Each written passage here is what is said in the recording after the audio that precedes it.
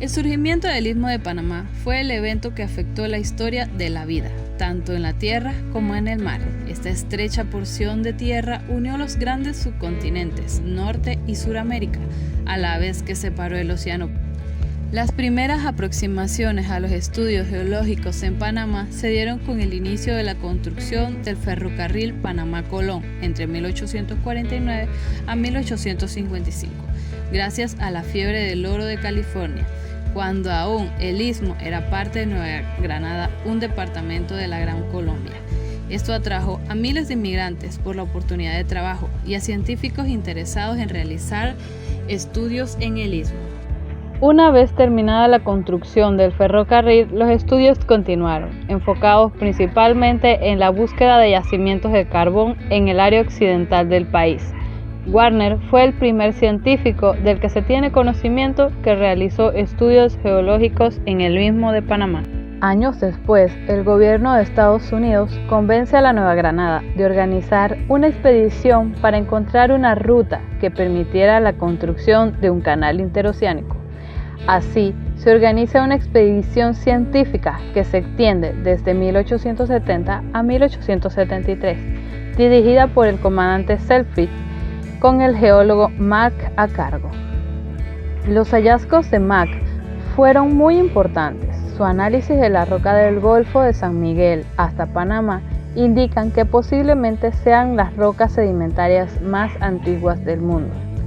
A partir de sus exploraciones en el Cerro Ancón, sugiere que, debido a las grandes erupciones volcánicas que se dieron en el área, los seres vivos o sus restos difícilmente se pudieron preservar en la roca del istmo.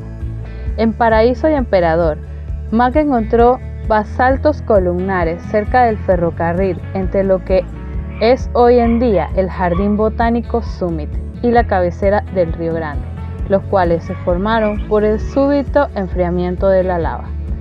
Comparando las rocas procedentes de Chagres y la comarca Cunayala, deduce que las rocas encontradas en la comarca son más antiguas. En su expedición por Gatún encuentra gran cantidad de restos fósiles y concluye que es uno de los últimos depósitos del Terciario que se elevó lentamente. Para ese entonces, el geólogo inglés Moore examinaba estratos rocosos con fósiles del Terciario medio, provenientes de República Dominicana, concluyendo que estos últimos eran muy semejantes a los que se encuentran actualmente en el Pacífico. Ya para la época de Mack, entre los geólogos rondaba la idea de que el primer periodo del Terciario, las aguas del Atlántico y el Pacífico se mezclaban, que su actual separación se debía al resultado del surgimiento de rocas cristalinas, por ende, a la erosión causada por la acción del aire y del agua. Después del fallido intento francés de construir un canal interoceánico, llegaron geólogos y por primera vez paleontólogos. Recordemos que para finales del siglo XIX se intensificaron las luchas por la separación de Panamá de Nueva Granada. Los científicos tenían que realizar sus investigaciones en un ambiente en el que los disturbios y conflictos cada vez se agudizaban más. Los objetivos de los científicos norteamericanos en cuanto a los estudios geológicos del istmo eran construir el canal, incrementar el saber científico y buscar petróleo. Hill, quien sostenía que América Central, las Antillas Mayores, las Antillas Menores, Venezuela, Colombia y Panamá alguna vez estuvieron unidas. Alex Olso y Wendell Worthing, que hicieron grandes contribuciones al conocimiento de la geología y paleontología marina, principalmente a mediados del siglo pasado. Cabe resaltar que los estudios de la geología de Panamá no solo se concentraron en el área del canal.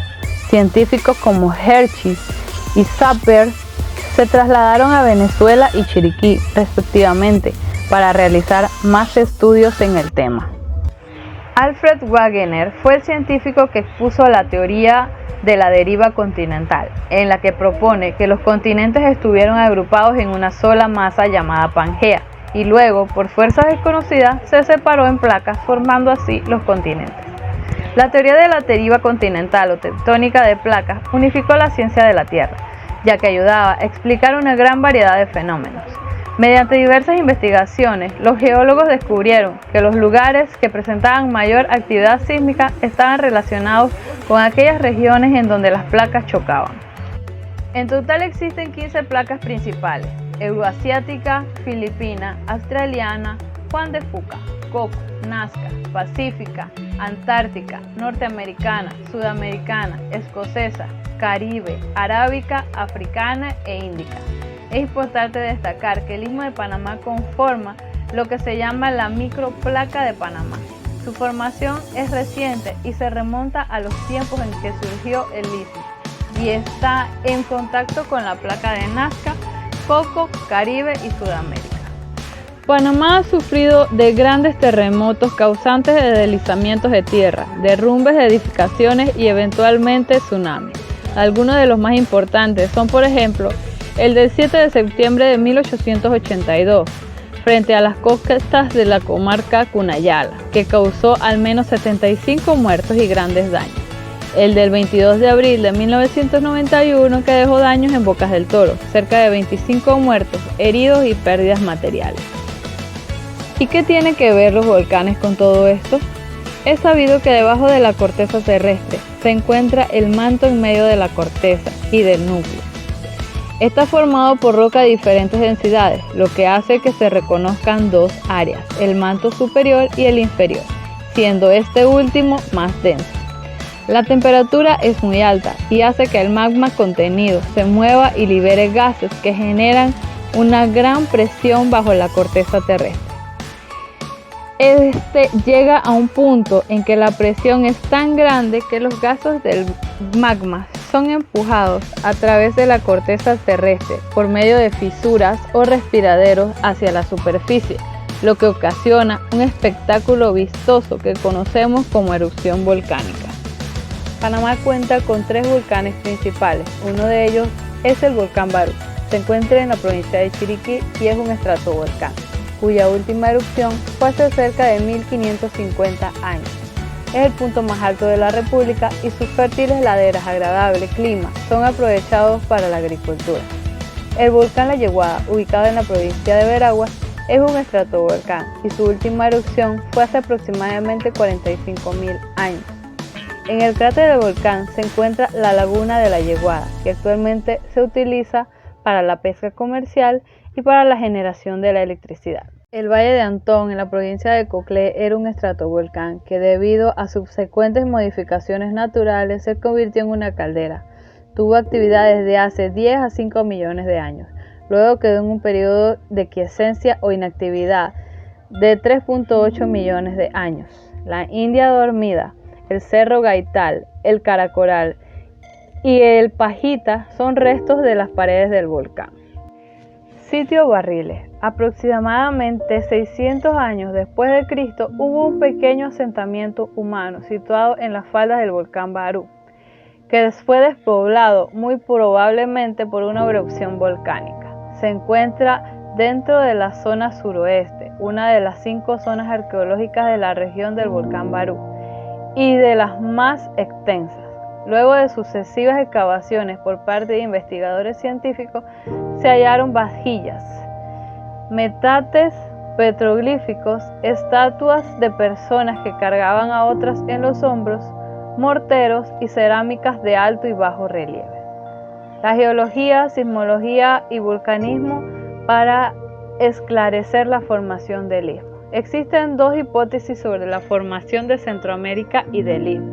Una de ellas postula que el istmo era un archipiélago de islas volcánicas muy activas que poco a poco emergieron.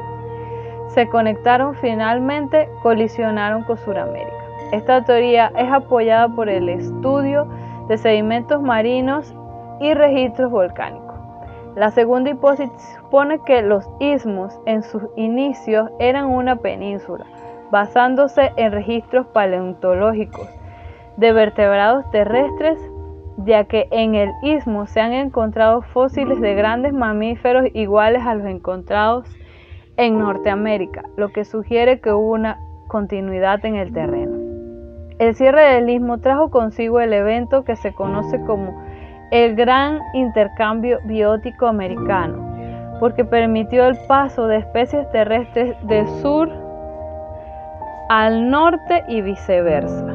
Científicos de todas partes del mundo han llegado a Panamá a realizar sus investigaciones, y muchos de ellos se concentran en el Instituto Smithsonian de Investigaciones Tropicales.